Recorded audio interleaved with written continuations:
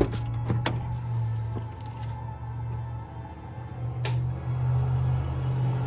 you are.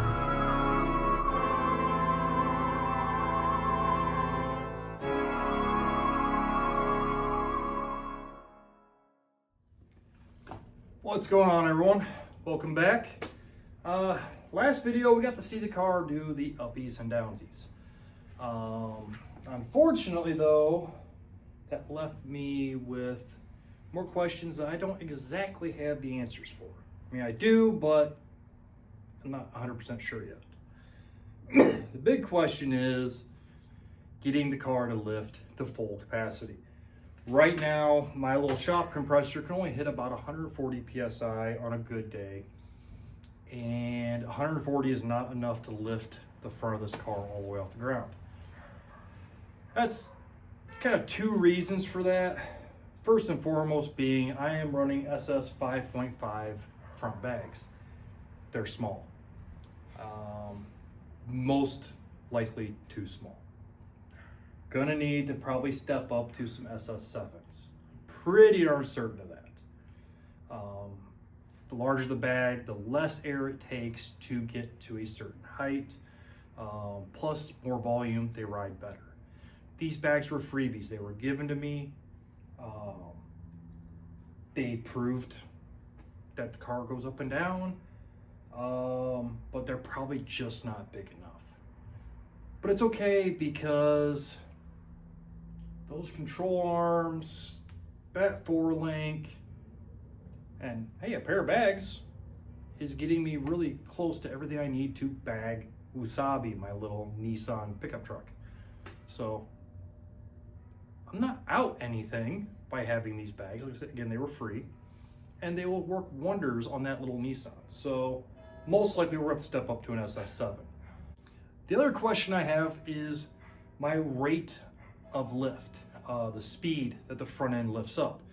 Now, I know having a 1/4 inch manifold body,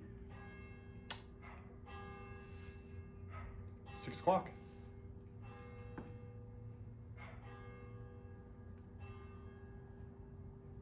Sorry, I've got the garage doors open right now. It's like 50 degrees in Northern Ohio right now. It's beautiful. Couldn't ask for any better weather right now. That's more than 6, all right? Anyway, 1/4 inch internal diameter of the passages in that valve body is only going to move so much air. But we were not giving it the full benefit of the doubt. We were feeding both inlets with just this 1/4 inch flexible air hose. And again, only having 140 PSI of air wasn't helping matters. So today what I'm going to do is I'm going to mock up my air system on a piece of plywood real quick, just throw it all together, throw my compressors, my tank, and everything on a piece of plywood, and set that in the car, hook it up, and see what happens. We'll see how these front bags respond to 200 PSI, and we'll see how fast the front end moves. The big thing is I'm not looking to hop the car. I don't want to, not trying to do, hopping competitions or anything like that. But I want to be able to hit that front switch or both switches and lift the car up to a safe height when I'm skating down the highway and there's something in the road that I can't drive around. So I want to know that if I hit those switches, the car's going to lift and I'm going to be able to straddle whatever it is.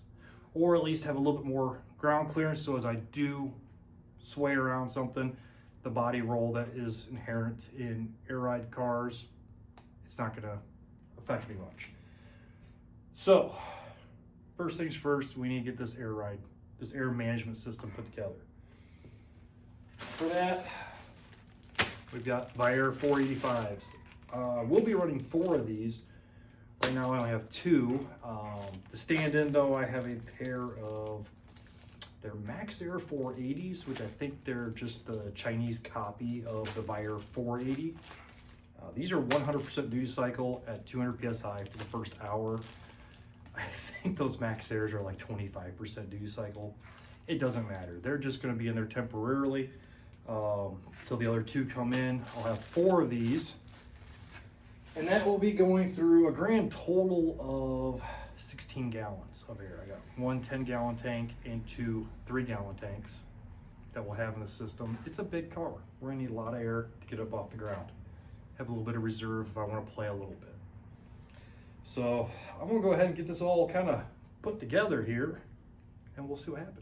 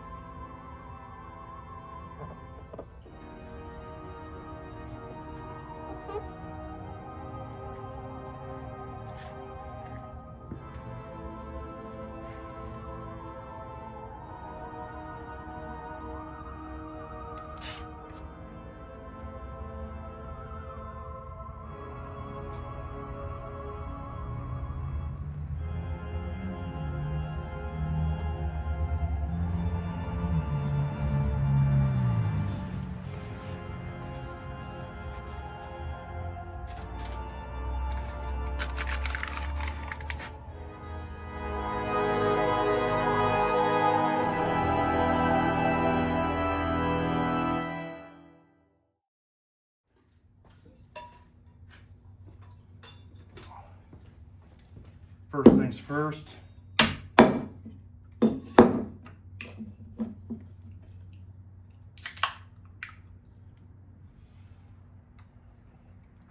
okay, now we get something done.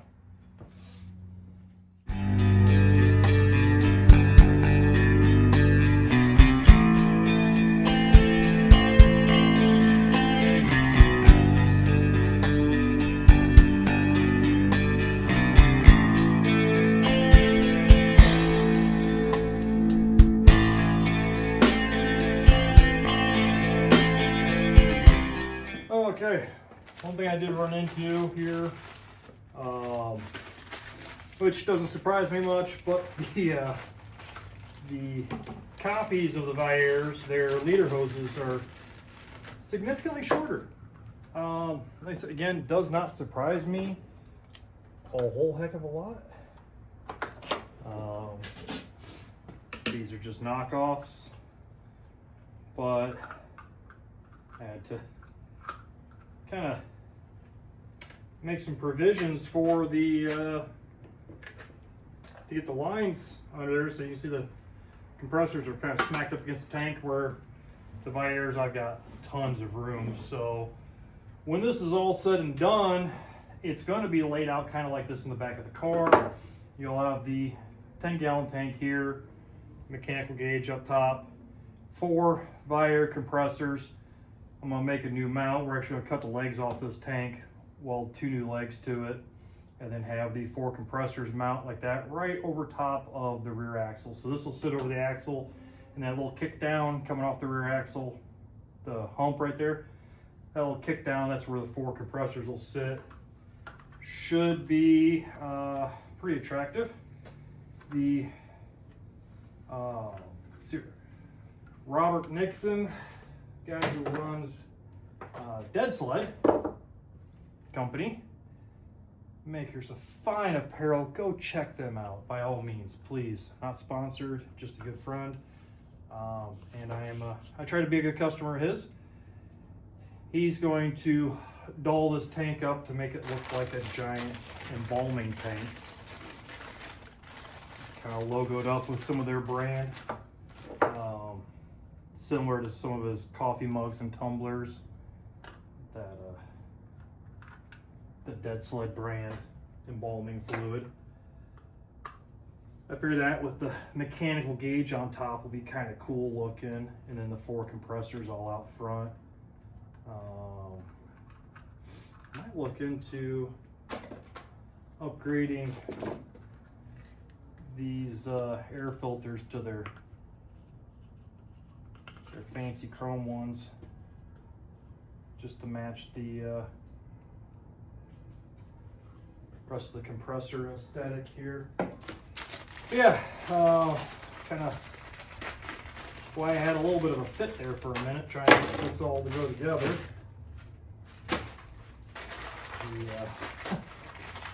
The knockoff compressors just don't quite have the same length of leader hose, or quality for that matter.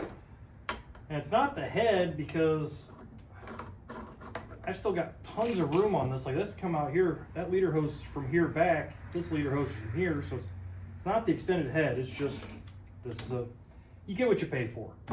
This is like $500 or a little bit more for 2 of these. I think 2 of these is maybe $200, $250. I don't know. These were, again, I got these compressors in on a deal with some other stuff, and I knew what they are. I knew they were knockoffs. I have seen many people run them with luck. They are 200 PSI capable, which we're going to be running them up to 200 PSI here. I will most likely be using these on Wasabi. And on that truck, probably only around 150 pounds. So these will work great for a little Nissan. And for time being, they will be a decent little placeholder until I get my other pair of 485s. All right, so we're gonna get the other 2 tanks up here. Here's one of them. I get the straps and everything put on here, but we got some plugs and other miscellaneous things to do. One other thing I will note here, air dryers. I know some people are gonna look at this and go, where's your air dryers? I have them. I have 2 of them. The plan is, when this is actually all together in the car, I probably won't worry about it for this test, but this air dryer will be leaving this tank and going out to the valve body, or the valves, whatever it comes down to. On each tank there will be an air dryer leaving, and then on the tank itself here I have a remote drain kit, and I'm actually going to set this all up to where the tank and the 2 air dryers, because I have the remote drain kits for these as well, will all run through the same valve. So one button, I can hit the one button, I can drain the water that's out of the big tank and drain any water that might be in the air traps, water traps here. Drain them all every night. I don't have to worry about accumulating a bunch of water. So there's your answer for air, or for water traps, I should say. That. All right, so yeah, let's get this going.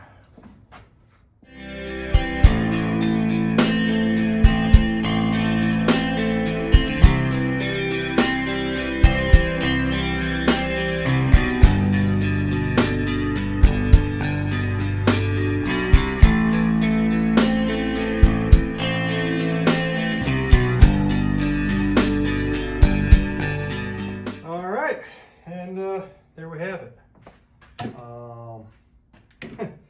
You get the compressor screwed down, just two screws in each one to keep them from falling off.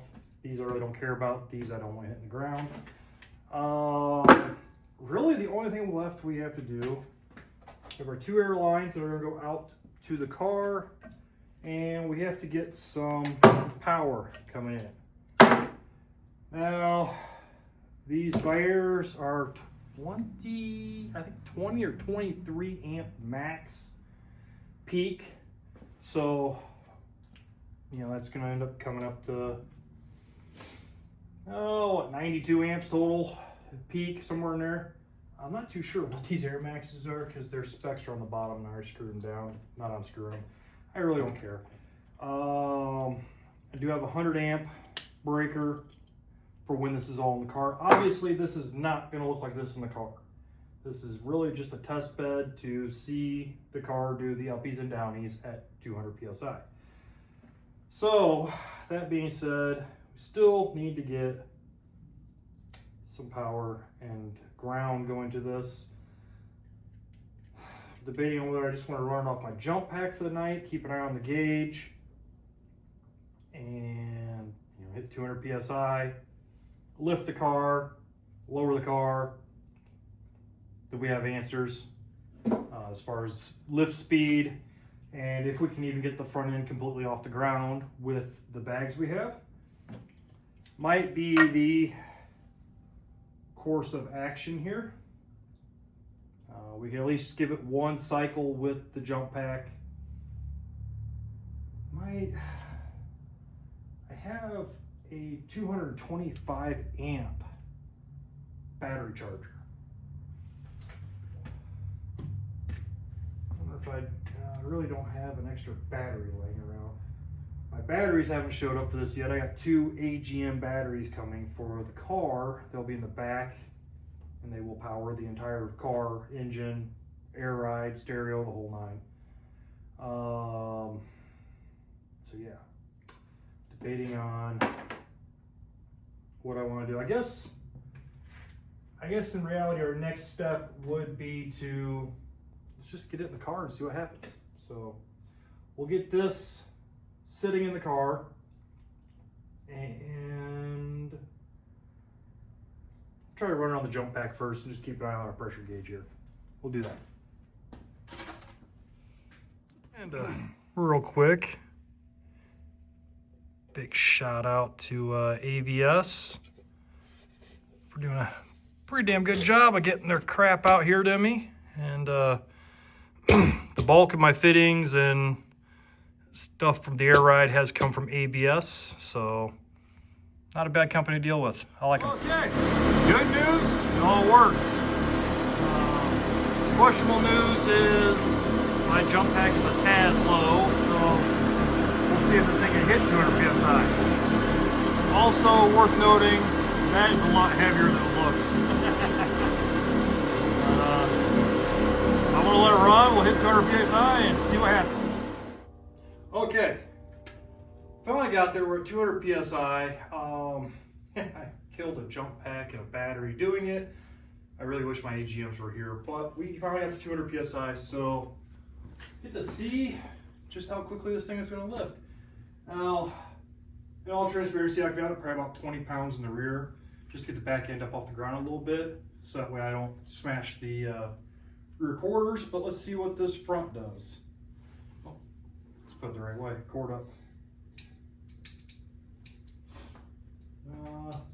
Well, probably do something with that battery or something.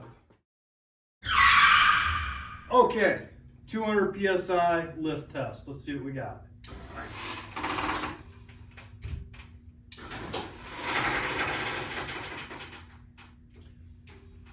Speed wise, not bad. Could be something with the switch box as far as why both of them didn't lift all the way up, but it's okay. And we dropped down to about 180. So we got about 180 in the front right now. I believe we are at full lift. Nope, that's not maxed out. So that tells me right there, we definitely need to go to bigger bags. That being said, I am not hating the speed that it lifts at. Really not hating it at all. Now we're down to about 160. Yep. Down to about 160, which height-wise, I'm happy with. I'd like to see full lift. I'd like to see those bags fully expand. We're gonna need bigger bags for that. Speed-wise though, I am not hating that at all.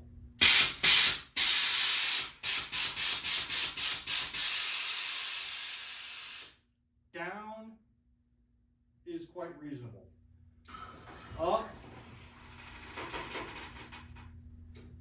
I can live with that. Now we're down, I think we're well below our cutoff. Yeah, we're 150, we're back at 150 now, so that does answer a few questions for me.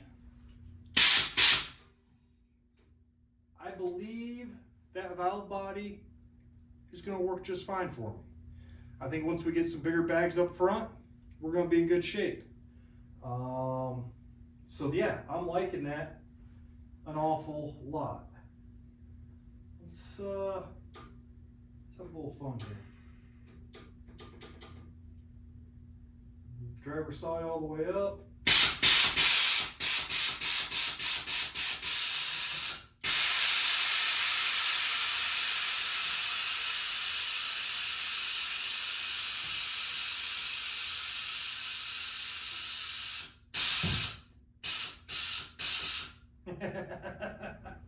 All right.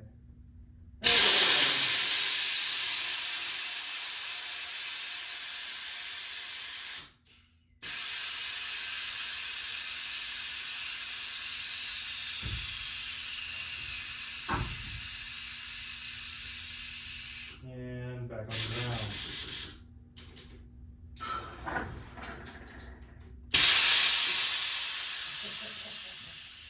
As we run out of air, but that's okay. So like I said, at 200 psi, I think we're going to be in really good shape. The speed that it lifts up and down, I can live with that. I'm happy with that. Like I said, I'm not trying to build a pro hopper at all. I want something that's going to be controllable, safe. I want something that's going to lift pretty quick. That's not bad. It really is not bad. But I don't want to hit the button and like be running a piston pump at, whatever volts and darting this way, darting that way, hopping up and down, going down the road. That's not what I'm building this car for. I'm building this car as a lay and play. It's going to raise up, drive away, pull in, lay out. There will be a good chance I will be dragging the tail down the highway here and there. I mean, who doesn't want to see a hearse laying frame on the highway at 70 mile an hour? 2 long trails of sparks behind it. That will be pretty cool. But again, I'm not building a pro hopper. I'm not trying to get the front tires to come off the ground. But I want something that's going to pick up at a decent rate. Once I get familiar with the car, I feel comfortable with it, I'll know, how it's going to react, and I'll be able to adjust my driving to the car. But I'm thinking I'm pretty happy with this valve body. We'll see how long it lasts. It's a no name. I'm sure it's probably whatever those Air Max compressors. I'm sure it's probably made by the same people. I think it's Air Slam It or something like that. I can't remember. A little more budget friendly products. Let's put it that way. We'll be nice to put it that way. Budget friendly.